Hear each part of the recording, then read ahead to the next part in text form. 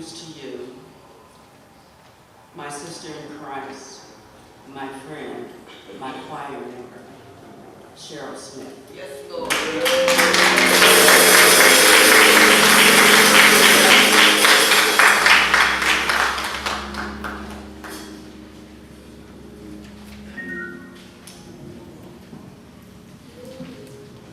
Thank you, Sister Foster, for that. Good morning, everyone. Good morning. All right. And I say, giving honor to God first and most of all, and Reverend Davenport, Reverend Whitfield, Reverend State up there, and all my sisters and brothers here in the church. Good morning, good morning, good morning again. I come before you with, I hope, a message. I kind of went back and forth on this and kind of struggled a little bit and, I don't know, came up with something, and I hope it makes sense because I tried to write it down. It didn't make sense on paper. Because what was in my head didn't come out on the paper. But I'm just hoping that thinking of it while I was sleeping, thinking of it when I got up this morning, thinking about it about 20 minutes ago, that maybe it's something cohesive. So, thank you for listening to me. I just like to say, the first thing I like to do is read Proverbs, the 22nd chapter, 6th verse. And that is, train up a child in the way he should go, and when he is old, he will not depart from it. Now, I say that, now we had Sister Foster read my little brief bio, and you notice I didn't put any dates in there, and that was kind of purposely, but I'm going to talk about it now, because there was a big gap from when I stopped going to Progressive and I joined People's, like a big gap. Yes.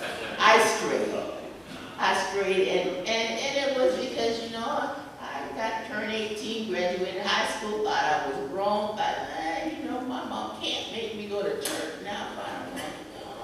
So, and I didn't go, and I thought I had enough church that it was okay not to go. But it was always nagging at me when I didn't go. I knew it, I mean, it's like it wasn't right, and I knew it wasn't right, but I kept on for, like I said, quite some time.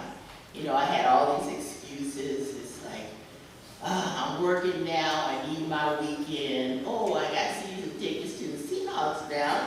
They play on Sunday. Gotta go to the game. And excuse after excuse.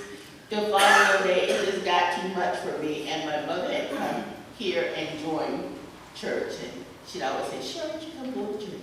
Okay, okay. She'll come go to church. Oh, I'm thinking about it. And then one day, to her surprise, I showed up. And she was so excited because she didn't know I was coming. And after that, I came, I think for about a month before I decided to join. And the day when they opened the doors and I came up, I can still hear my mother shouting. She was just so excited that her daughter was coming back to the church. And at that time, as I said, I knew that I had strayed, and I knew that it wasn't right. And I knew the only way to make it right was to come back into the church and put 100% into it, because I kept thinking, I'll go back to church. Oh, but then if I join a choir, then when they gotta go sing somewhere, I gotta go with them in the middle of the week. And I didn't want to commit to that. But finally, I just said, okay, I'm all in. So I'm saying that because we have so many kids out here today that are not involved in church.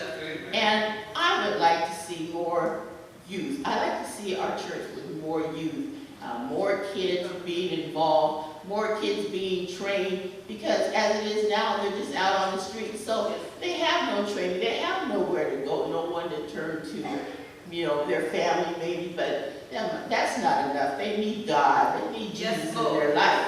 So I want to bring them into the church, and I think we have to start with their parents, get them involved, and hopefully that will be like new members for us. The kids are coming in, and we can train them and how they should be. And And at that point, we'll get them in Sunday school. Now, I really want them in Sunday school. We just have, our kids are just gone. So I think we need to bring them in and bring them into Sunday school, because where else should they start but in Sunday school? It's a school, that's it. Sunday school. It's a learning process. It's where they should learn the history of the Bible. And I think we can treat it like it's a book club. Okay, you're coming in and we're going to read a portion of the Bible. Then we're going to have a discussion about it. You can ask questions. No shame in asking any questions if you don't understand. How else are you going to learn? So that when they get to that age, when they're older, and if they should stray like I do, they know who to call upon. If they get destitute and down and they need someone, they know that Jesus is out there. And also, when they get to that age where they are believing and they are ready to join the church, they're going to know why they're joining the church. Not because it looks fun that maybe get dipped in the water or, you know, what other kind of reasons there could be. They're going to know it's because they are following in Jesus' path. They are doing what God wants us to do, and to be servants and to take care of his house. We need kids coming back. We need someone to follow us to take care of this house. Because, you know, we're getting, well, some of us are getting to that point where it's just hard. I'm speaking about myself. But it's just getting hard, and you have to give it that extra effort to get out and go. But I get up and go and do what I can when I can. And so that is my passion. I'm seeing more children filling up here, getting our youth choir back. I'd love to have a youth choir. So I'm hoping that Vacation Bible School is going to be a place to start. Maybe if we get more neighbors involved and have their kids come here, maybe they might consider that their kids come to Sunday school on Sunday. And then maybe they'll come and check it out and they'll stay.